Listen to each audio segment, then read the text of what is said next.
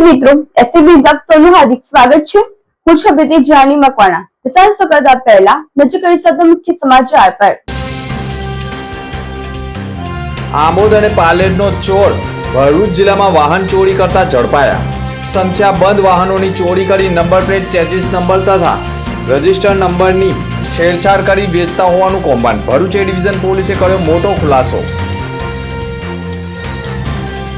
અંકલેશ્વર નિલેશ ચોકડી પાસે ઓવરબ્રિજમાં ડમ્પર ફસાઈ જતા અફડાતફડીનો માહોલ। ડમ્પર ઊંચું થઈ ગયું હતું। ભરૂચના ઓમકારેશ્વર મહાદેવના જીર્ણોદ્ધાર નિમિત્તે શિવ પરિવારની અદ્ભુત થીમ આકર્ષણનું કેન્દ્ર બની રહેશે।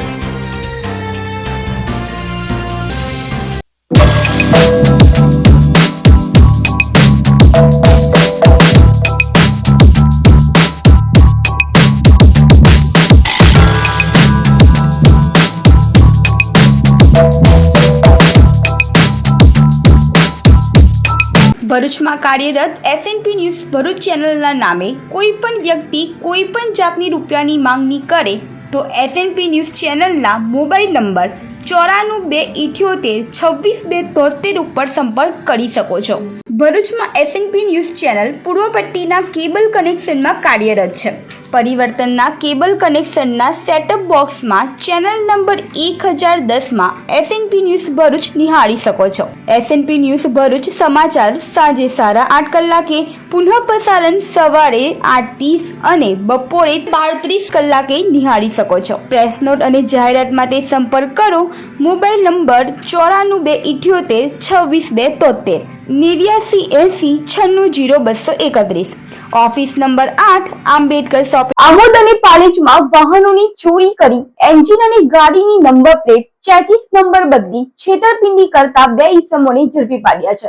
ભરૂચ એ ડિવિઝન પોલીસ મથકમાં આલ્ફા સોસાયટી શ્રવણ ચોકડી નજીક રહેતા દીપેન થાનકીનાઓએ ફરિયાદ નોંધાવી છે, જેમાં તેઓએ આક્ષેપ કર્યા છે કે તેઓએ ખાનગી કંપનીમાં કોન્ટ્રાક્ટમાં શિફ્ટ ઇન્ચાર્જ તરીકે નોકરી કરે છે અને 2012ના મોડલની હીરો હોન્ડા સ્પ્લેન્ડર બ્લેક કલરની સ્વામિનારાયણ સ્કૂલની સામે રોડની બાજુમાં પાર્ક કરેલી હતી।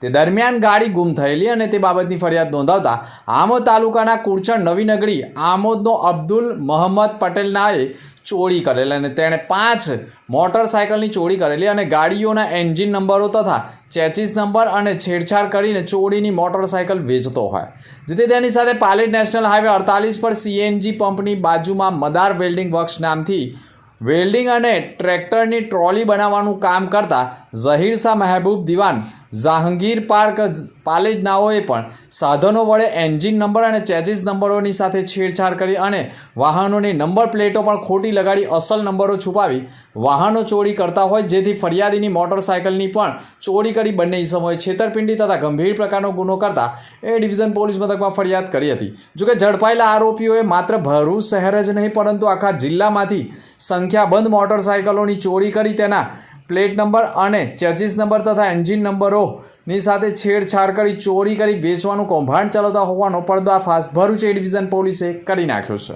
ભરૂચના ઓમકારેશ્વર મહાદેવના જીર્ણોદ્ધાર નિમિત્તે શિવ પરિવારની અદ્ભુત થીમ આકર્ષણનું કેન્દ્ર બની રહેનાર છે। ભરૂચના મક્તમપુર વિસ્તારમાં આવેલા જ્ઞાન સાધના આશ્રમ ટ્રસ્ટ સંચાલિત ઓમકારેશ્વર મહાદેવ મંદિરના પુનઃ જીર્ણોદ્ધાર અર્થે ટ્રસ્ટ દ્વારા 15 ફેબ્રુઆરી રવિવારના રોજ મહાશિવરાત્રિ મહોત્સવની શાનદાર ઉજવણીનું આયોજન કરાયું છે।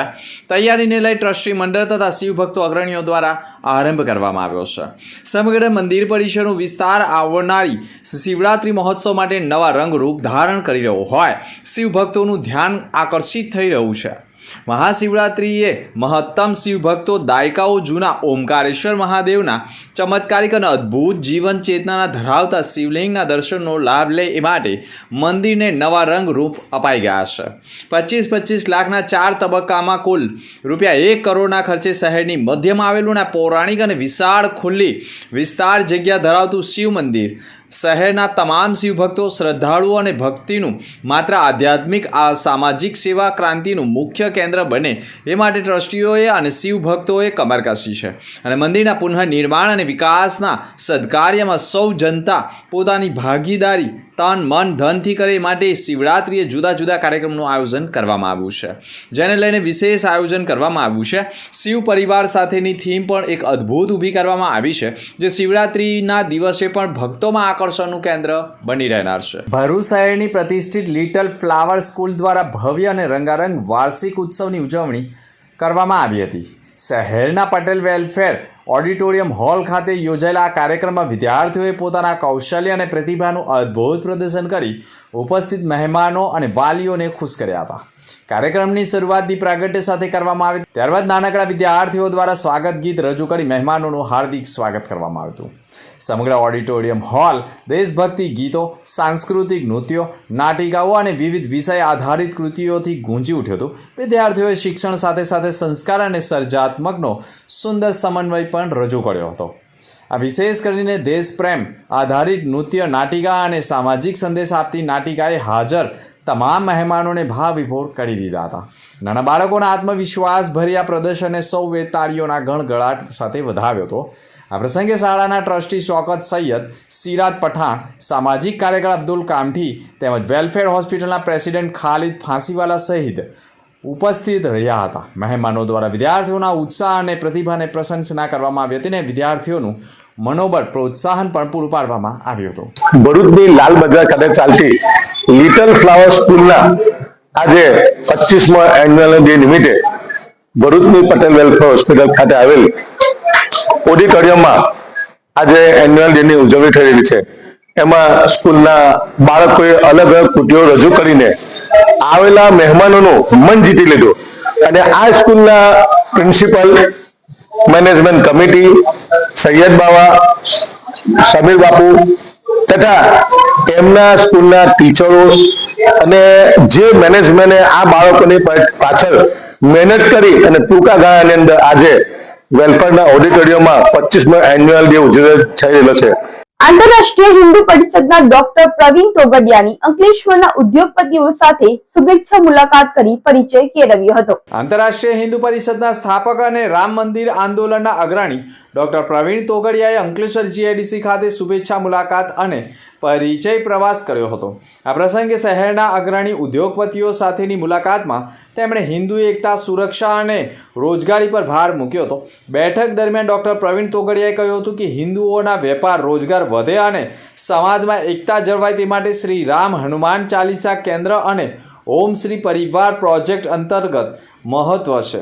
તેમણે સંગઠનના 14 વિવિધ આયામો જેવા કે રાષ્ટ્રીય બજરંગ દળ, ઇન્ડિયા હેલ્થ લાઇન તથા હિન્દુ હેલ્પલાઇન, એક મુઠ્ઠી અનાજ, હિન્દુ એડવોકેટ ફોરમ, બ્લડ તથા ફોર ઇન્ડિયા, રાષ્ટ્રીય મજદૂર પરિષદ, રાષ્ટ્રીય વેપારી પરિષદ વગેરેની માહિતી આપીને જોડાવા અપીલ કરી હતી. આ પ્રસંગે અતુલ કુમાર પટેલ તથા વિઠ્ઠલ ઢાકેચા અને દક્ષિણ ગુજરાત પ્રાંતના મહામંત્રી હસમુખ રૈયાણી તથા ઇન્ડિયા હેલ્થ લાઇનના ઉપાધ્યક્ષ રવિભાઈ કરિયાવરણ પણ ઉપસ્થિત રહ્યા હતા. અંકલેશ્વર નિલેશ ચોકડી પાસે ઓવરબ્રિજમાં ડમ્પર ફસાઈ જતા અફરાતફરીનો માહોલ સર્જાયો હતો. અંકલેશ્વર જીઆઈડીસી વિસ્તારમાં નિલેશ ચોકડી નજીક એક હાઈવા ડમ્પર અચાનક ઓવરબ્રિજ નીચે ફસાઈ જતા અફરાતફરીનો માહોલ સર્જાયો હતો. પ્રાથમિક માહિતી મુજબ ડમ્પરની હાઇડ્રોલિક ટ્રોલી ખુલ્લી રહી હોવાના કારણે ટેકનિકલ ખામીના કારણે ચાલતી ગાડી અચાનક ઊંચી થઈ જતા ગંભીર અકસ્માત સર્જાયો હતો. સદનસીબે ઘટનામાં જાનહાનિ થઈ ન હતી, પરંતુ ડ્રાઈવરે સમજદારી દાખવી ડમ્પરને રિવર્સમાં લઈ જઈ હાઇડ્રોલિક ટ્રોલી નીચે ઉતારી હતી, જેના કારણે મોટી દુર્ઘટના ટળી હતી. અંકલેશ્વરના ભાદી ગામે Kapadia premier league cricket tournament યોજાઈ હતી. અંકલેશ્વરના કાપોદ્રા ગામ દ્વારા ભાદી ગામ સ્થિત સ્પોર્ટ્સ એકેડેમી ક્રિકેટ ટુર્નામેન્ટનું આયોજન કરાયું હતું, જેમાં કાપડિયા પ્રીમિયર લીગ ક્રિકેટ ટુર્નામેન્ટનું આયોજન થયું હતું. અંકલેશ્વર તાલુકાના ભાદી ગામના ક્રિકેટ ગ્રાઉન્ડ ખાતે કાપડિયા પ્રીમિયર લીગ ક્રિકેટ ટુર્નામેન્ટનું આયોજન કરવામાં આવ્યું હતું. અંકલેશ્વરના કાપોદ્રા ગામ દ્વારા ભાદી ગામ સ્થિત સ્પોર્ટ્સ એકેડેમી ક્રિકેટ ગ્રાઉન્ડ ખાતે કાપડિયા પ્રીમિયર ક્રિકેટ ટુર્નામેન્ટનું આયોજન કરવામાં આવ્યું હતું, જેમાં ગામની 3 ટીમોએ ભાગ લીધો હતો. ગામના યુવાનોએ આવી ટુર્નામેન્ટ થકી રાજ્ય અને રાષ્ટ્રીય કક્ષાએ આગળ આવે તેવી ભાવના સાથે કાપોદ્રા ગામના અગ્રણીઓ દ્વારા આ પ્રીમિયર ક્રિકેટ ટુર્નામેન્ટનું આયોજન કરાયું હતું. મારું નામ ઇસ્માઇલ મતાદાર, ઉપપ્રમુખ ભરૂચ ક્રિકેટ એસોસિએશન. આજરોજ ભાદીના ઝેડ સ્પોર્ટ્સ ગ્રાઉન્ડની ઉપર કાપોદ્રા ગામની કાપડિયા પ્રીમિયર લીગનું આયોજન કરવામાં આવ્યું, જેની અંદર ઓનલાઈન રજીસ્ટ્રેશનથી 120 છોકરાઓ રજીસ્ટર થયા અને 3 ટીમો વચ્ચે 48 પ્લેયરો ઓક્શન બેઝથી લેવામાં આવ્યા. અને આજ રોજ આ લીગનું સમારંભનું ઉદ્ઘાટન કરીને પહેલી મેચ રમાઈ રહી છે. ત્યારે આ લીગની અંદર જે લોકોએ સપોર્ટ કર્યો છે એ ખરેખર અભિનંદનને પાત્ર છે. તથા આ લીગને રમાડવા પાછળનો એક જ હેતુ છે કે ગામના અંદર જેટલા બી ખેલાડીઓ છે જેનું ટેલેન્ટ કોઈને ખબર નથી, આ એક પ્લેટફોર્મ પર લાવીને એમને એક તક આપીએ જેનાથી એક સારી એવી ટીમ ગામની બને અને એ ટીમ જિલ્લાની અંદર સમગ્ર વિવિધ ટુર્નામેન્ટોમાં પાર્ટિસિપેટ કરી અને પોતાનું પરફોર્મન્સ બતાવીને આગલા લેવલનું ક્રિકેટ સુધી પહોંચી શકે, એ જ આશયથી આ લીગનું આયોજન કરવામાં આવ્યું છે. જન સેવા પ્રભુ સેવા ચેરિટેબલ ટ્રસ્ટ દ્વારા સંજાલી ગામ ખાતે પ્રાથમિક શાળામાં ફાયર સેફટી અવેરનેસ ટ્રેનિંગનું આયોજન કરવામાં આવ્યું હતું. જન સેવા પ્રભુ સેવા ચેરિટેબલ ટ્રસ્ટ દ્વારા સંજાલી ગામ ખાતે આવેલા સંજાલી પ્રાથમિક શાળામાં ફાયર સેફટી અવેરનેસ ટ્રેનિંગનું આયોજન કરવામાં આવ્યું. આ કાર્યક્રમ દરમિયાન શાળામાં અભ્યાસ કરતા વિદ્યાર્થીઓને આગ લાગવાની પરિસ્થિતિમાં કેવી રીતે શાંતિ જાળવી રાખી શકાય તેમજ આગ પર પ્રાથમિક રીતે કાબુ મેળવવાના ઉપાયો તેમજ ફાયર સેફટી સાધનોનો ઉપયોગ કેવી રીતે કરવો તેની વિગત સમજ આપવામાં આવી હતી.